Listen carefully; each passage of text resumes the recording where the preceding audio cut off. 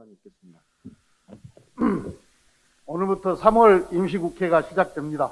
더불어민주당은 3월 국회를 민생의 봄을 맞이하는 회복과 도약의 국회로 만들도록 최선을 다하겠습니다.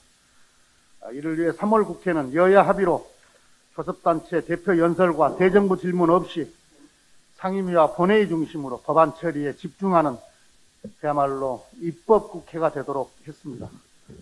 먼저 4차 재난지원금을 통해 민생을 회복하는 한편 경제혁신 입법과 K-뉴딜 입법을 통해 경제 도약의 기반을 다지겠습니다. 무엇보다 추경심사를 빠르게 진행해서 3월에 재난지원금 지급이 가능하도록 하겠습니다. 오늘 국무회의에서 추경안이 확정되고 4일에 국회에 제출될 것입니다. 추경안에는 재난지원금뿐만 아니라 긴급 고용대책을 위한 예산과 코로나 백신 등 방역 예산도 담겨 있습니다. 모쪼록 이번 재난지원금이 민생회복과 경제도약을 앞당기는 마중물이 되기를 바랍니다. 그런데 한 가지 안타까운 것은 국민의힘은 여전히 이 4차 재난지원금에 대해 포퓰리즘이니 매표 행위니 하면서 하지 말아야 될 정치 공세를 하고 있습니다. 10만 원 구속 20조 돌려도 괜찮나 이런 허무맹랑한 이야기도 있습니다.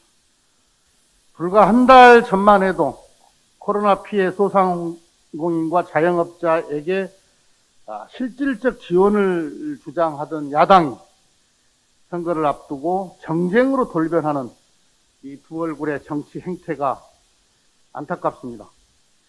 국민의힘은 지난 2월 3일 교섭단체 대표 연설에서 4차 재난지원금에 대해 정치적으로 소모적인 논쟁을 피하고 적극적으로 협조하겠다고 했었습니다.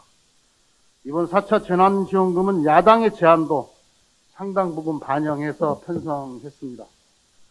그런데도 선거용 매표 행위로 정부와 여당을 공격을 합니다. 이 국민의힘의 두 얼굴 정치에 여전히 아쉽고 안타까운 마음입니다. 국민의힘의 주장은 재보궐선거를 앞두고 있으니 모든 민생 지원 대책을 중단하라는 민생 포기 선언과 다르지 않습니다. 코로나 위기로 고통받는 국민의 눈물을 닦아주는 것이 정치의 역할입니다. 아시다시피 미국 하원은 약 2,140조 원 규모의 코로나 부양책을 통과시켰습니다. 독일, 일본 등 세계 각국도 천문학적인 재정 지출을 감내하며 코로나 피해 지원과 경제 회복에 올인하고 있습니다. 국민의 고통을 외면하고 표 계산에만 여념이 없는 야당의 민생 포기 선언에도 불구하고 더불어민주당은 집권 여당의 책임을 다해 민생 살리기에 총력을 다하겠습니다. 제가 1월 11일 코로나 피해에 대한 손실보상 제도화를 처음 언급한 이후에 50여일 만에 손실보상제를 담은 소상공인법 개정안이 발의됐습니다. 코로나 유행은 아직 끝나지 않았고 앞으로 코로나19와 같은 감염병 사태가 언제든지 재발할 수 있습니다. 손실보상제는 방역 조치에 따른 소상공인 등의 손실을 보상할 수 있도록 법적 근거와 기준을 마련하는 것입니다. 지난 1년간 코로나 확산을 막기 위해 불가피하게 소상공인 자영업자의 영업을 제한해 왔습니다.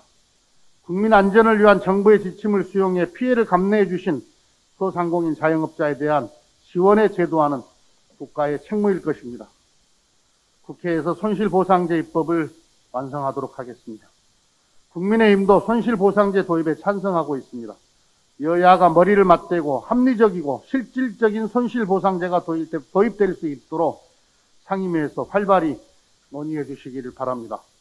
손실보상법과 함께 발의된 상생연대 3법인 사회연대기금법, 협력이익공유법도 상임위 논의를 거쳐 신속히 처리되기를 기대합니다. 어제 민주당 서울시장 후보로 박영선 전 중기부 장관이 선출됐습니다. 더불어민주당은 박영선 서울시장 후보와 함께 서울의 새로운 비전을 만들어 가겠습니다.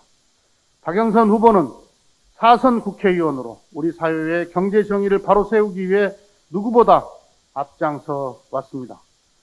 장관 시절 검증된 행정력과 추진력, 성과는 당면한 서울의 문제를 해결하고 서울의 미래를 새롭게 만들 책임자임을 보여줍니다.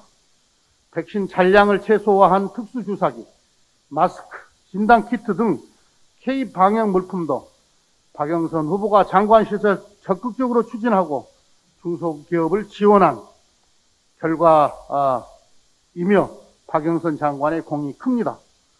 경험과 비전을 갖춘 박영선 후보가 이끌어갈 천만 서울의 새로운 변화가 기대됩니다. 박영선 후보는 21분 컴팩트 도시를 통해 서울시 대전환을 이룰 것입니다. 지난 100년은 뉴욕이 세계 도시의 표준이었다면 앞으로 100년은 서울을 전 세계 도시의 표준으로 만들어야 합니다. 그 책임자가 바로 박영선 후보이고 민주당이 박영선 후보와 함께 서울을 세계 디지털 경제 수도로 세계의 표준 도시로 만들겠습니다. 아울러 평당 1,000만 원대 반값 아파트, 토지 임대부 주택 분양으로 서민들의 내 집 마련 꿈도 꼭 이루게 할 것입니다. 박영선 후보와 민주당이 만들어갈 서울의 미래에 많은 관심을 부탁드립니다.